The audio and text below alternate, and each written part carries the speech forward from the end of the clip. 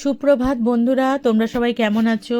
আশা করি সবাই ভালো আছো, আমিও ভালো আছি। হঠাৎ করে বেরিয়ে গেলাম একটা ঘুরতে যাবার উদ্দেশ্যে। তো চলে এলাম রেল স্টেশনে। আমাদের এখানকার স্টেশনের নাম হচ্ছে base bridge. Brace Bridge station. আমি থাকি বজবজের ওইদিকে, মানে চিনবে না, বজবজটা হচ্ছে আমাদের বাড়ির থেকে অনেকটাই দূর, বাট আমাদের মোল্লার গেট নামটা সবাই জানে না। যাই হোক, ব্রেস ব্রিজে স্টেশন আমাদের। ব্রেস ব্রিজ স্টেশন থেকে আমরা যাব হচ্ছে শিয়ালদা। শিয়ালদায় এসে এবার আমরা ওয়েট করছি হাসনাবাদ লোকালের জন্য। ভাবো তো যাব কোথায়? হাসনাবাদ লোকালে করে। হাসনাবাদ লোকাল ট্রেনটা কিন্তু ছাড়ার সময় হয়ে এসছে, আমরা পৌঁছাতে একটু লেট হয়ে গেছিলো, কিন্তু ট্রেনটাও লেট ছিল বলে পেয়ে গেছি আমরা। যাই হোক, আমার হাজবেন্ড বলে দিচ্ছে ওই পাটটার ভালো করে ভিডিও করতে। শিয়ালদার ওই পারে স্টেশনে দেওয়ালে কি ট্রেনের সমস্ত ছবি আছে, তো তার সেই সব দেখাবার জন্যই আমাকে বলছে এইগুলো ভিডিওটা করে তোমাদেরকে দেখানোর জন্য। করে নিলাম। তো আমরা চলে গেলাম হচ্ছে তোমার ওখান থেকে হাসনাবাদ লোকালে করে আসলাম টাকি রোড। টাকি রোডে নেমে জাস্ট গ্রামটা দেখছি, শুধু সবুজে ভরা গ্রাম। দেখো কত সুন্দর না! এই সবুজ আস্তে আস্তে কলকাতা শহর থেকে হারিয়ে যাচ্ছে। টোটো স্ট্যান্ডে চলে এলাম, পাশেই টোটো স্ট্যান্ড। এখানে বড় সড়ো একটা পোস্টার লাগানো আছে, কোটা দিয়ে ঘুরলে কত টাকা নেবে। যাই হোক, আমরা একজন টোটোওয়ালাকে বার্গেনিং করে 600 টাকায় রাজি করিয়ে আমরা বেরিয়ে পড়লাম দর্শনীয় স্থানগুলো দেখার জন্য। ওখানে ওরা বলে পৌরসভা থেকে ওই লিস্টটা দিয়েছে, বাট পৌরসভা থেকে লিস্ট দিলেও সবার জন্য একটু বেশিই আছে ওই লিস্ট অনুযায়ী।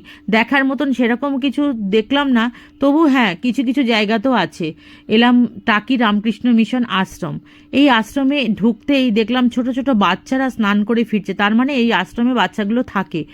এত কষ্ট লাগলো দেখে যে মায়েদের কাছ থেকে এই বাচ্চাগুলো কেন এই শৈশবগুলো সরে গেল। আজকে মায়েদের কাছে থাকলে এদের শৈশবতা আরও ভালো হতো, একটু দুষ্টুমি, একটু বদমাইশি, একটু করে এই দুষ্টুমি করে করে তারপরে ওরা বড় হতো, ওদের শৈশবটা ওদের মনে থাকতো। আজকে ওরা এখানে ওই পাঁচটা আরও বাচ্চার সঙ্গে ওরা থাকে, সেটা দেখে কিন্তু হয়তো ওদের মনে এসব আসে না, কিন্তু আমার দেখে খুব খারাপ লাগলো যে বাচ্চাগুলোকে যদি নিজের কাছে রেখে মায়েরা মানুষ করতে পারতো। আমি বললাম ঠিকই, কিন্তু অনেকের অনেক রকম অসুবিধা থাকতে পারে, সেটা তো আর আমার জানা নেই। আমি বলে দিলাম, কিন্তু হ্যাঁ বাচ্চাদেরকে কাছছাড়া করা তো একটু কষ্টকর ব্যাপার। তারপরে চলে এলাম ওখান থেকে একটা মন্দিরে। মন্দিরে এসে দেখি টাকি কুলেশ্বরী কালীবাড়ি। এই টাকি কুলেশ্বরী কালীবাড়িতে এখানে আমরা দেখলাম মায়ের মূর্তি। এখানে অবশ্য সংস্কার করা হচ্ছে, তো আমরা তবুও দূর থেকে দেখলাম মাকে। অনেকে উঠছে হয়তো, অনেকে, আমি উঠতে পারিনি, তো আমি দূর থেকে দেখলাম মাকে। মায়ের রূপটা দেখে সত্যি মানে ভালো লাগলো এত, যে মা এইভাবে রয়েছে কিন্তু মনে হচ্ছে বন্দি আছে। দেখো কিভাবে সংস্কার করা হচ্ছে, তো ওরা তৈরি করছে আবার নতুন করে। সেইভাবে মাকে দর্শন করে আবার আমরা রওনা দিলাম। টাকির এই কুলেশ্বরী মায়ের কাছ থেকে বিদায় নিলাম। এখানে হচ্ছে একটা শুটিংয়ের স্থল। এখানে কি হয়েছিল জানি না, তারপরে নিয়ে গেল আমাদের টাকি রাজবাড়িতে। সব জায়গাতে না এই রাজবাড়ির ভিতরের ধ্বংসাবশেষ দেখার জন্যও এখানে টিকিটের ব্যবস্থা রয়েছে। যাই হোক, আমরা যাইনি, কারণ আমাদের টোটোওয়ালা একটু তাড়া দিচ্ছিল। তো যেহেতু উনি একটু কম টাকায় রাজি হয়েছেন, যার জন্য আমাদের বেশি সময় দেননি সব জায়গাতে। আমরাও ওরকমভাবেই দেখে দেখে আসছিলাম, কারণ আমাদের মেন উদ্দেশ্য ছিল আমাদের বাংলাদেশ বর্ডারটা দেখা। তো যাই হোক, সেখান থেকে আমরা রওনা দিলাম। এবার ওই ভদ্রলোক নিয়ে যাচ্ছেন আমাদের। উনি ওনারও দোষ দিই না, কারণ আমাদেরকে ছেড়ে যত তাড়াতাড়ি দেখে শেষ করতে পারবেন তবে আবার নতুন প্যাসেঞ্জার তুলতে পারবেন। এসে গেলাম জোড়া মন্দির দেখতে।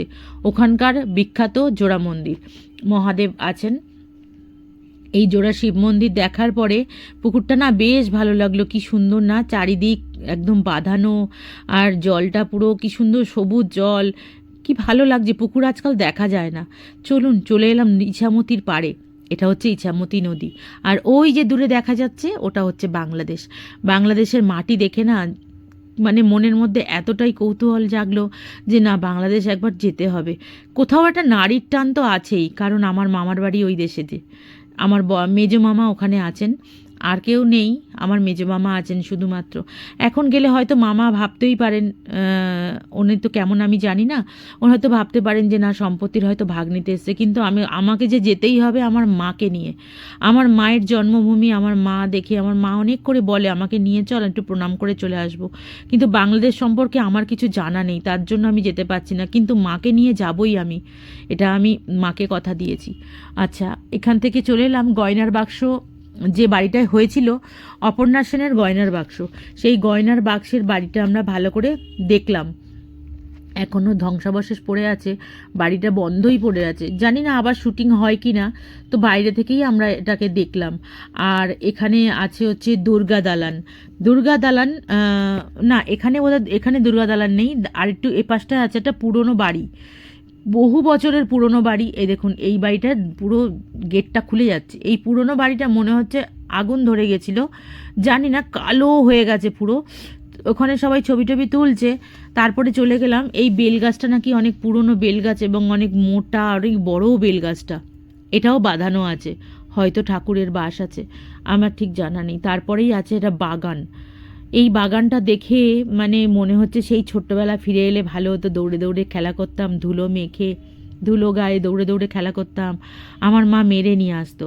তারপরে দেখলাম না, দুর্গা দালান এখানে নয়, ঠিক তার পিছনে দুর্গা দালানে গেলাম, দুর্গা দালানটা দেখলাম, এখানে দুর্গা পুজো হতো, সাবেকি যে পুজোগুলো হয় না, ঠিক এই ধরনের বাড়িতে পুজো হয়। এখন সব হারিয়ে যাচ্ছে না, সব একদম স্মৃতি হয়ে যেন রয়ে গেছে। এটাই তো খুব কষ্টের যে এই জিনিসগুলো আমরা হারিয়ে ফেলেছি, আমাদের পরের জেনারেশন তো আরও পাবে না। এটাও একটা শুটিংয়ের জায়গা, কিন্তু আমি ভুলে গেছি এই শুটিংয়ের জায়গাটার নামটা কি। এখানেও বললেন বাগানের ভেতর ঢোকার দরকার নেই, আপনারা চলুন, চাষবাস ছাড়া সেরকম কিছু নেই। তো আমরা আবার চললাম। এইবারে হলো আসল জায়গা, যেখানে বর্ডার। তো এই লাইনে মানে এটা হচ্ছে ইন্ডিয়ার বর্ডারের বিএসএফরা আছেন, যেখানে আধার কার্ড জমা নিয়ে আর আমাদেরকে ভেতরে প্রবেশ করতে দেন, অরিজিনাল আধার কার্ড।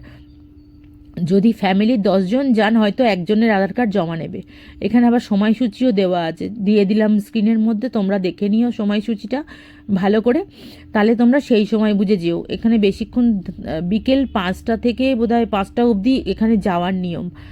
এখানে নিয়ম একটা বিশাল বড় আছে, কারণ আমরা যখন এর পাশে একটা ঝালমুড়ির দোকান ছিল, দারুণ খেতে ঝালমুড়িটা, এই যে বিএসএফের এই বোর্ড লাগানো আছে, এই পাশে যেতে হবে, ওইটা হচ্ছে টিকিট কাউন্টার, ওই টিকিট কাউন্টার থেকে 10 টাকা করে টিকিট কাটতে হবে, দুটো টিকিট কাটা হলো 20 টাকা দিয়ে।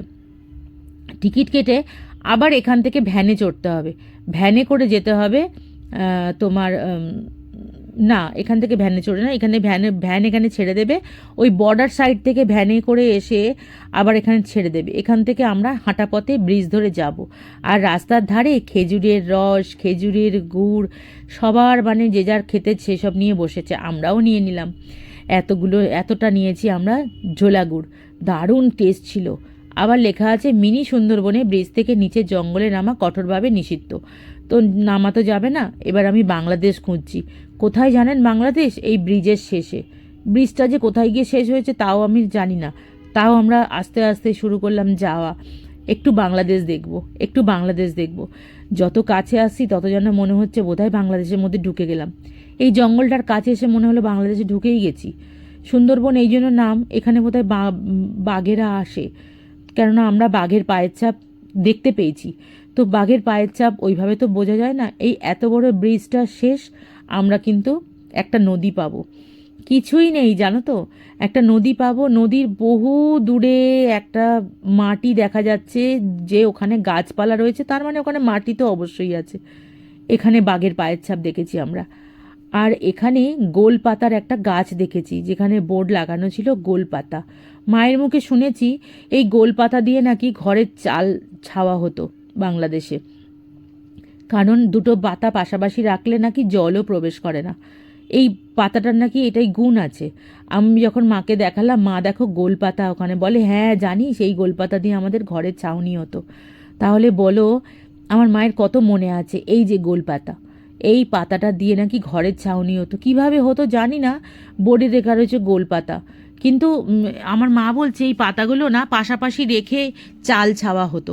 সেই চাল ছাওয়া হলে না ওই যেমনি ঠান্ডা হতো তেমনি ঘরের চাল বেয়ে জল পড়তো না বৃষ্টির সময়। কি জানি কিভাবে সম্ভব, যাই হোক, সবার মাঝখান দিয়ে আমরাও সবার পিছন পিছন যাচ্ছি।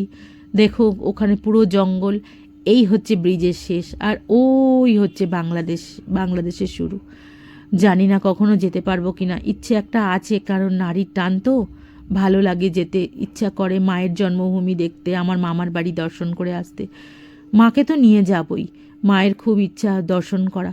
যাই হোক, তোমাদের জানি না কেমন লাগছে, ভালো লাগলে না আমার ব্লগটাকে একটা সাবস্ক্রাইব করে দিয়ে আমার পাশে থেকো, আর লাইক কমেন্ট করলে না আমি মনে অনেক সাহস পাই, জানো তো, যে না আমাকে আরও ভালো করে ভিডিও করতে হবে। তারপরে চলে গেলাম এখান থেকে একটা মন্দিরে, ফেরার সময় একটা মন্দিরে গেলাম। এখানে মায়ের 3টে রূপ ছিল। সেই মাকে যিনি উপাসনা করতেন, ওই ওনার এখানে সমাধি করা হয়েছিল, ওই ওনার সমাধির ওপরে ওনার মূর্তি বসানো হয়েছে। আর এই মায়ের 3টে মূর্তি, মায়ের 3টে রূপ।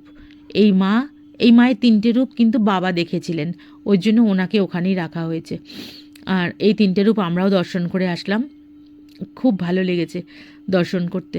পুরো মন্দিরটা, জানি না মন্দিরটার নাম কি, নামটা তো কোথাও খুঁজে পেলাম না, তাই জন্য মন্দিরটার নাম তোমাদের বলতে পারলাম না গো। আর এখানে ওই বাবার সমাধিস্থল, আর বাবা এখানে হোমযজ্ঞ করতেন ঠিক তার সামনে। ফেরার পথে টোটো আমাদের ওখানে ছেড়ে দিয়েছিলেন, আমরা একটু গঙ্গার পাড়ে বসেছিলাম, ভালো লাগছিল, পিকনিক করছিল সবাই, ঘোরাফেরা করছিল, খুব ভালো লাগছিল। কিন্তু মনে হচ্ছিল বাংলাদেশটা কবে যাব, শুধু তাকিয়েই ছিলাম। সবাই দেখুন তাকিয়েই আছে উৎসাহের চোখে, তাই না? ফেরার সময় 2টো মশারি কিনে নিয়ে এসেছি ওখান থেকে, বলল বাংলাদেশের মশারি, যাকে নিয়ে এসেছি, মনটা শান্তি হলো বাংলাদেশের কিনা। ব্যাস, এবার ফেরার পালা। উঠে পড়লাম তাড়াতাড়ি করে ট্রেনে, সর্ষে ক্ষেত দেখতে দেখতে কখন বাড়ি পৌঁছে গেছি। তোমরা এই ব্লগটা ভালো লাগলে তোমরা একটা লাইক কমেন্ট শেয়ার করে দিও, আর আমাকে একটা সাবস্ক্রাইব করে আমার পাশে থেকো। আর হ্যাঁ, যারা আমাকে সাবস্ক্রাইব করেছো তাদেরকে আমার অসংখ্য অসংখ্য ধন্যবাদ। তোমাদেরকে ধন্যবাদ দিলাম এই কারণে, কারণ তোমরা আমাকে বিশ্বাস করে আমার পাশে থেকেছো, এর জন্য ধন্যবাদ দিলাম। চলো টাটা।